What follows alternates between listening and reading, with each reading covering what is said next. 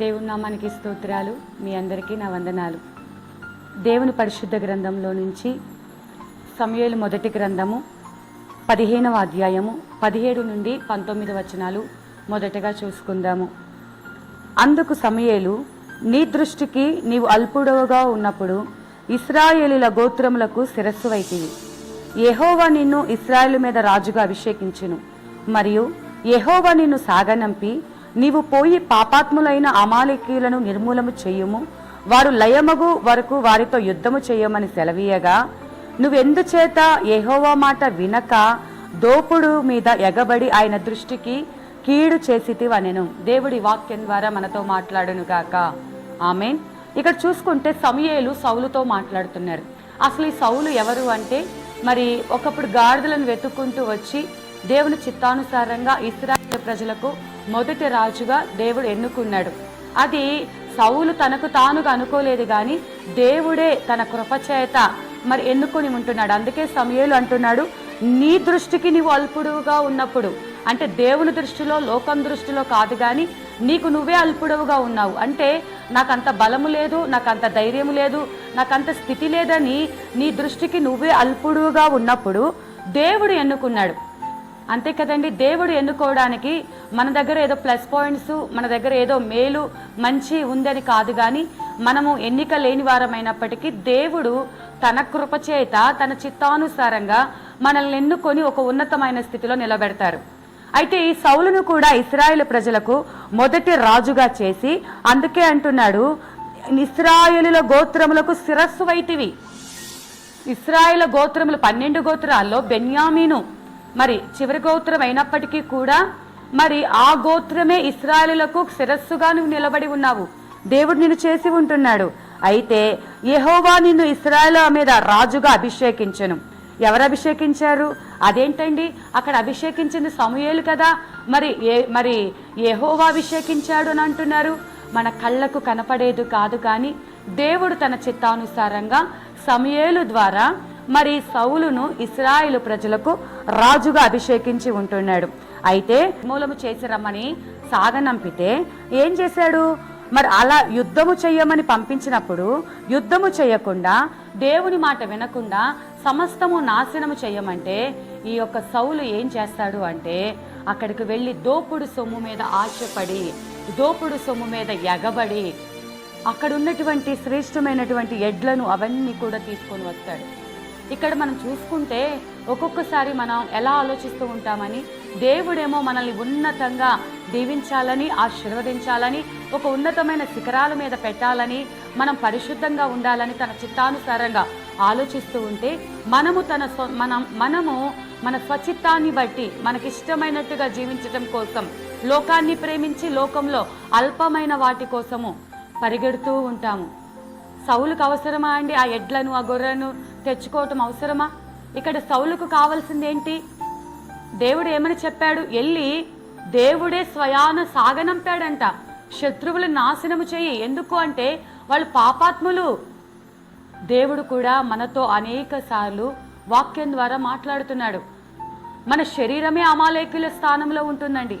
మనలో కూడా ఎన్నో పాపాలు ఉంటున్నాయి, కానీ మన పాపాలను మనం విడిచిపెట్టకుండా, మన పాపాలను మనం చంపుకోకుండా, దేవుడి మాటను కూడా నిర్లక్ష్యపరచి, అదేంటి దేవుడు ఇంతవరకు ఎన్ని గొప్ప కార్యాలు మన జీవితంలో చేశాడు, ఎన్ని అద్భుతాలు చేశాడు, ఎన్నిసార్లు కన్నీరు తుడిచాడు. అలాంటి దేవుడి ప్రేమను మరిచిపోయి నీ యొక్క శరీర కోరికల కోసమనో లోక సంబంధమైన వాటి కోసమనో దేవుడి మాటనే పక్కన పెట్టే రీతిగా, ఆజ్ఞను అతిక్రమించే రీతిగా ఈనాడు అనేకులు ఉంటున్నారండి సౌలు స్థానంలో. పైగా సమూయేలు వచ్చి, ఎందుకు నువ్వు ఇలా చేశావు అంటే, నీ దేవునికి బలులు అర్పించుట కోసమే అంటున్నాడు. అవునా అండి? మన బలులు ఆయనకు కావాలా? మన అక్రమ సంపాదన ఆయనకు కావాలా?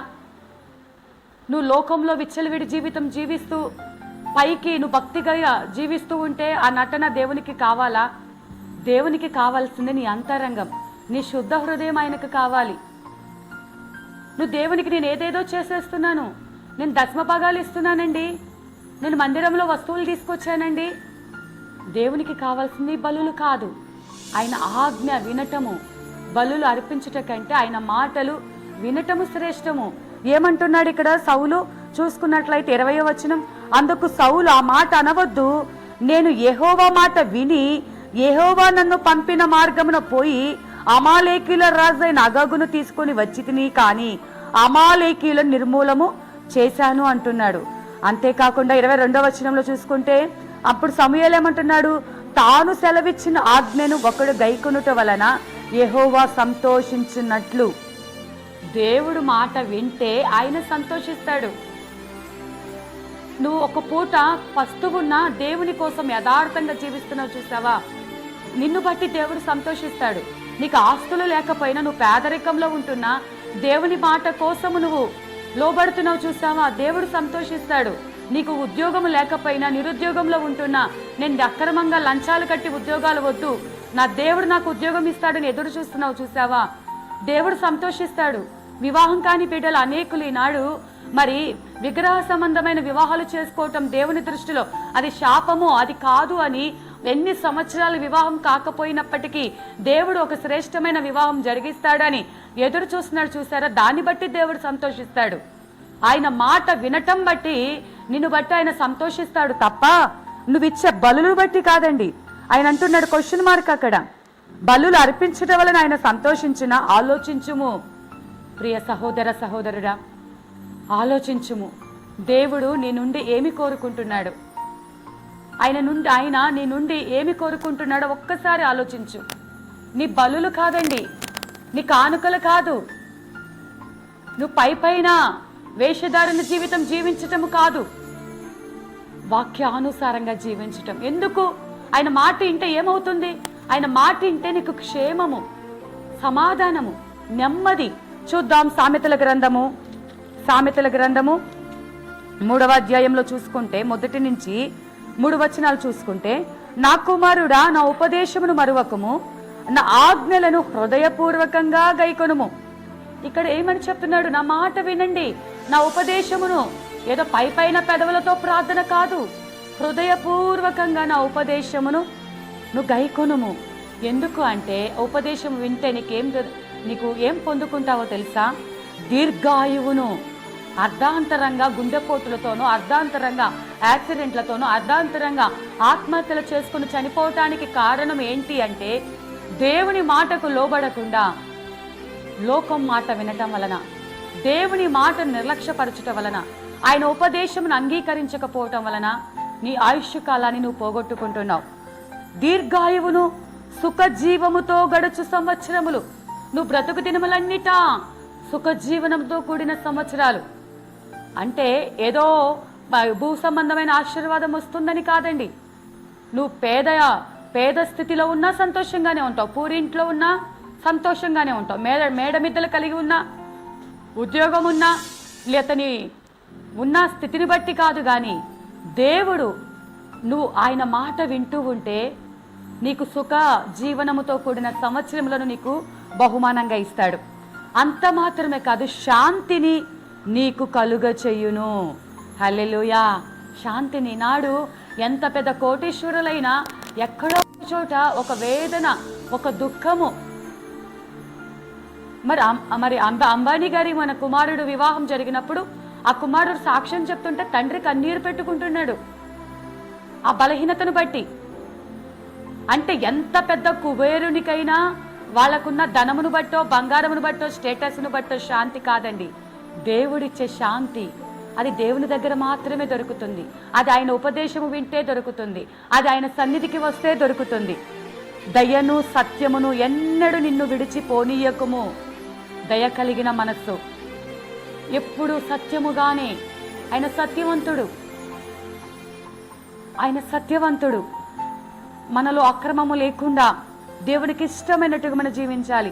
వాటిని కంఠభూషణముగా ధరించుకొని హృదయమే అనే పలక మీద వ్రాసుకోవాలంట.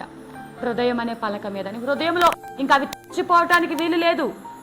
నీకెప్పుడు కూడా కంఠభూషణముగా, అది నీకు అలంకారము. ఆ దయ అన్నది, ఆ సత్యం అన్నది, ఆయన మాటకు లోబడటం అన్నది అది నీకు అలంకారము. ఇవి కలిగి నువ్వు ఆయన ఉపదేశమును వింటే నీకు శాంతిని కలగజేస్తా అంటున్నాడు, దీర్ఘాయుషునిస్తా అంటున్నాడు, సుఖజీవనంతో గడిచే సంవత్సరాలు ఆయన అనుగ్రహిస్తా అంటున్నాడు. ఇక్కడ సౌలు దేవుడి చెప్పిన మాటను నిర్లక్ష్యపరిచి సమూయేలు ప్రవక్త యొక్క మాటను కూడా నిర్లక్ష్యపరిచి తను కోరుకున్న రీతిగా అభూ సంబంధమైన అల్పమైన వాటి కోసం ఆశపడి వాటన్నిటిని తీసుకొని వచ్చి నిర్మూలము చేయమన్నాడు. ఇంకా అమాలేకీయులు, శత్రువులు ఎక్కడ కూడా నీ ఇంటిలో ఒక మూల దాచిపెట్టుకోవడానికి, లోక సంబంధమైనది, అన్యాయమైనది, విగ్రహ సంబంధమైనది నీ ఇంటిలో ఉండటానికి వీల్లేదు. నీ శరీరంలో ఉండటానికి వీలు లేదు. నీ శరీరంలో ఇంకా ఏది దాగుకొని ఉందో, కాముకత్వం ఉందేమో, లోకాశ ఉందేమో, దురాశ ఉందేమో, ధనాపేక్ష ఉందేమో, కోపం ఉందేమో, అక్రమం ఉందేమో, ఎక్కడ నువ్వు ఉండనిస్తున్నావో జాగ్రత్త. ఎక్కడ ఏది నువ్వు ఉండనిస్తున్నావో జాగ్రత్త. వాటిని విడిచిపెట్టి దేవునికి కావాల్సిన నీ బలులు కాదు, ఆయన మాట వినటము. అందుకే ఆయన అంటాడు, మరి సమూయేలు మొదటి గ్రంథము 15వ అధ్యాయం 22లో మనం చదువుకుంటున్నాము, ఒకడు దహన బలులు అర్పించుట వలన ఆయన సంతోషించిన ఆలోచించము, బలులు అర్పించుట కంటే ఆజ్ఞను గైకొనుటయు, పొట్టేళ్ల కొవ్వు అర్పించుట కంటే మాట వినుటయు శ్రేష్టము. ఈనాడు యవ్వన బిడ్డలు తల్లిదండ్రులు మాట వినక ఎన్నో శ్రమలు తెచ్చుకుంటున్నారు. మనము మన తండ్రి అయినటువంటి దేవుడి మాట విన్నట్లయితే అది మనకు క్షేమము, అది శ్రేష్టము, అది మనకు ఆశీర్వాదము, అది నీకు దీర్ఘాయుష్నిస్తుంది. మరి ఆయన మాట విని దావీదు ఆశీర్వదించబడ్డాడు. చివరి వరకు ఆయన అభిషేకాన్ని కాపాడుకున్నాడు. సౌలైతే మొదటి స్థితి, ఇశ్రాయేలులకు శిరస్సుగా ఉన్న ఆ రాజు దేవుడి మాటను నిర్లక్ష్యపరచడం వల్ల, ఆయన ఉపదేశం అంగీకరించకపోవటం వల్ల ఆ యొక్క సౌలు కుటుంబమే పతనమైంది. ఆయన అభిషేకమును పోగొట్టుకొని ఒక వ్యర్థుడులాగా చనిపోవలసిన పరిస్థితి. దావీదు అయితే ఆయన నిత్యము, ఆయన కుటుంబము, ఆయన సంతతి వారందరూ దేవుని సన్నిధిలో ఆనందించారు. కాబట్టి ప్రియ దేవుని జనాంగమా, దేవుని మాట విందాం, ఆయన ఉపదేశం అంగీకరిద్దాం, మన కుటుంబాలు ఆశీర్వాదంగా జీవిద్దాం. అట్టి కృప దేవుడు మనందరికీ అనుగ్రహించునుగాక. ఆమేన్.